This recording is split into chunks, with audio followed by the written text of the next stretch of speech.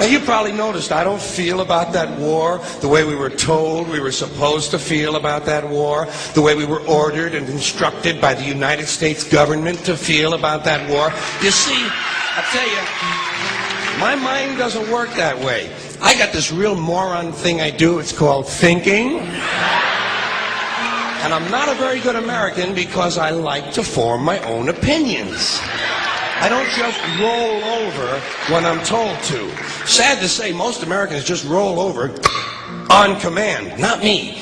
I have certain rules I live by. My first rule, I don't believe anything the government tells me. Nothing. Zero. Nope.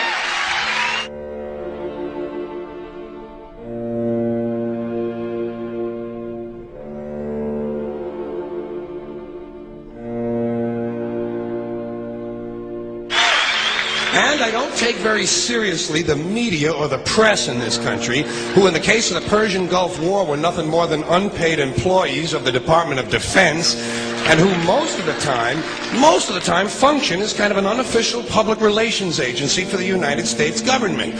So I don't listen to them, I don't really believe in my country, and I gotta tell you folks, I don't get all choked up about yellow ribbons and American flags.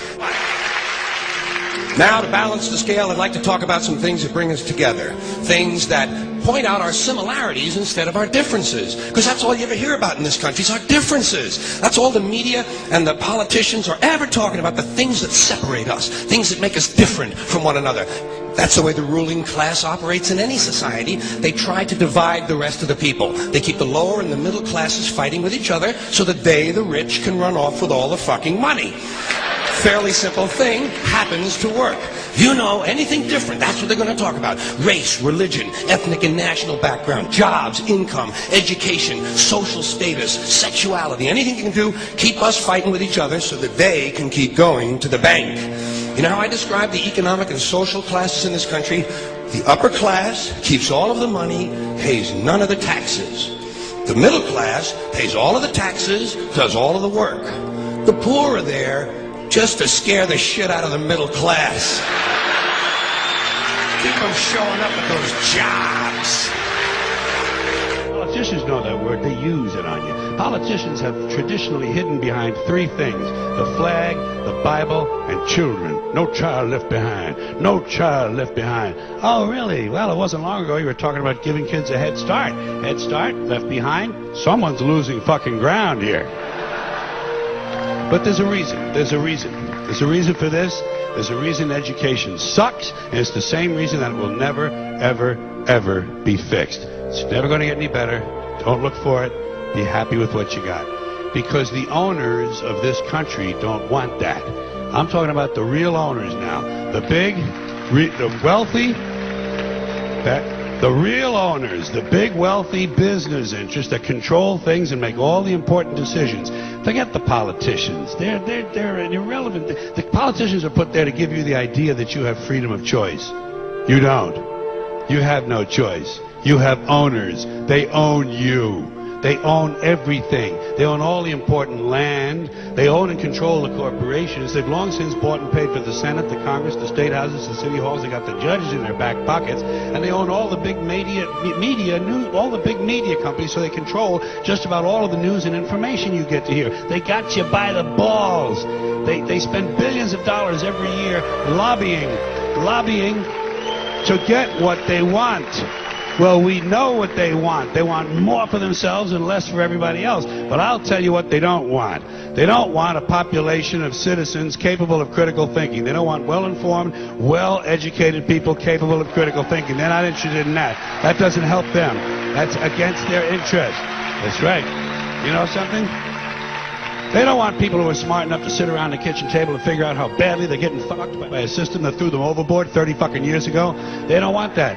You know what they want? They want obedient workers. Obedient workers, people who are just smart enough to run the machines and do the paperwork, and just dumb enough to passively accept all these increasingly shittier jobs with the lower pay, the longer hours, the reduced benefits, the end of overtime, and the vanishing pension that disappears the minute you go to collect it. And now they're coming for your Social Security money. They want your fucking retirement money. They want it back so they can give it to their criminal friends on Wall Street. And you know something? They'll get it. They'll get it all from you sooner or later, because they own this fucking place. It's a big club, and you ain't in it.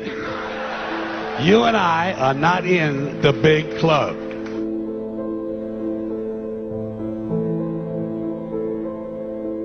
The greatest form of control is where you think you're free when you're being fundamentally manipulated and dictated to. One form of dictatorship is being in a prison cell and you can see the bars and touch them. The other one is sitting in a prison cell but you can't see the bar, you think you're free. What the human race is suffering from is mass hypnosis. We are being hypnotized by people like this. Newsreaders, politicians, teachers, lecturers. We are in a country and in a world that is being run by unbelievably sick people. The chasm between what we're told is going on and what is really going on is absolutely enormous. The greatest hypnotist on planet Earth is a oblong box in the corner of the room. It is constantly telling us what to believe is real. Historically, the control and manipulation of political opinion has been the Freemasons' main weapon in gaining control of countries and states. Once in control of the rulers and politicians of a country, laws and political structures could be changed in accordance with their agenda. However, since restricting the body does not necessarily mean restricting the mind, the Freemason recognizes that their plan for a global government hinges completely on subduing the masses to their agenda, and thus eliminating opposition to their cause.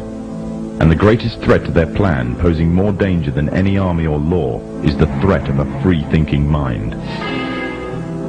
In order to eliminate this threat and to achieve their objective, the Masons have set about the boldest plan ever devised: the complete control of every aspect of human life, your life. And the weapons they are using against you are in your very homes, entertaining you and your children, and gradually indoctrinating you without you even realizing.